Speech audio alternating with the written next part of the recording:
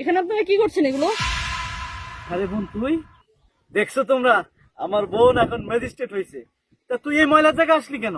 আমি এখানে আমার কাজ করতে এসেছি। আমরা খবর পেয়েছি যে এখানে অবৈধভাবে মাছ ধরা হয়, আর এই জন্য আমরা এখন আপনাদের এই জালটা নিয়ে যাব আর আপনাদেরকে জরিমানা করব।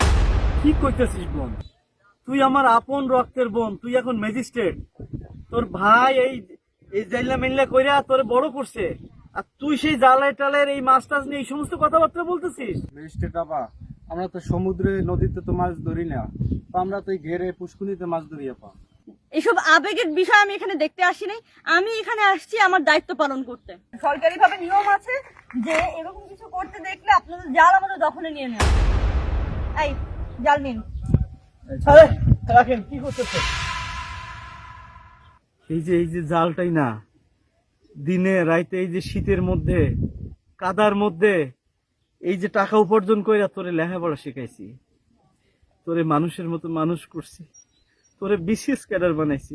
আজকে তুই ম্যাজিস্ট্রেট, তুই আমার আপন রক্তের বোন হইয়া যে জাল দিয়া তুই ম্যাজিস্ট্রেট হয়েছিস, যে পরিশ্রমের পয়সা দিয়ে তুই আজকে ম্যাজিস্ট্রেট হয়েছিস, আর তুই সেই জালের জরিমানা করতে আইছিস। তুই তো এখন ম্যাজিস্ট্রেট, তুই আমার রক্তের বোন, এইটা ভাবতে আমার কষ্ট হইতেছে।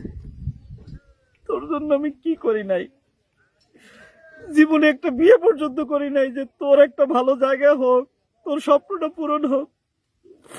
আর তুই ম্যাজিস্ট্রেট হওয়ার পরে আপন ভাইয়ের তুই জরিমানা করতে আইছিস। হ্যাঁ ঠিক আছে, আপনি ম্যাজিস্ট্রেট ম্যাডাম নিয়ে যান, সবগুলো নিয়ে যান, যান।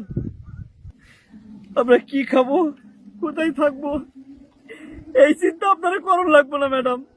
যান, যান, নিয়ে যান, নিয়ে যান। তোমাদের কথা আমার কেন চিন্তা করতে হবে না ভাইয়া? আমি এখানে মূলত কেন এসেছি জানো? আমি এসেছি তোমাদেরকে একটা বিষয় জানাতে।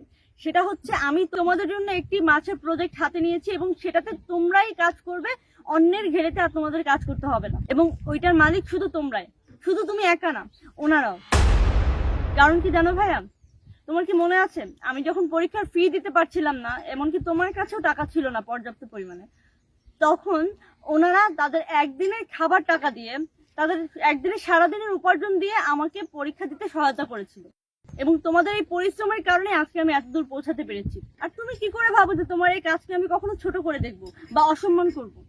আমি তোমার এই কাজটাকে সবসময় সম্মান করি এবং আমি চাই তোমরা সবসময় সম্মানের সাথে এই কাজটা করো। আর আমি এতদিন এই কথাটা তোমাদেরকে বলি নাই, কারণ আমি তোমাদেরকে একটা সারপ্রাইজ দিতে চেয়েছিলাম।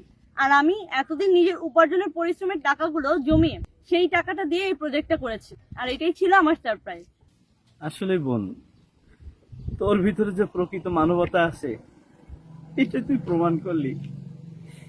তুই শুধু তোর আপন ভাইয়ের জন্য ভাবিস নাই, তোর ভাইয়ের সাথে যে মানুষগুলো আছে যারা তোর বিপদে সহযোগিতা করছিল, তুই সবার সাথে সমানভাবে ভাবছিস। আল্লাহ তোরে আরো অনেক বড় করুক। আমি সবসময় মন থেকে তোর জন্য দোয়া করি।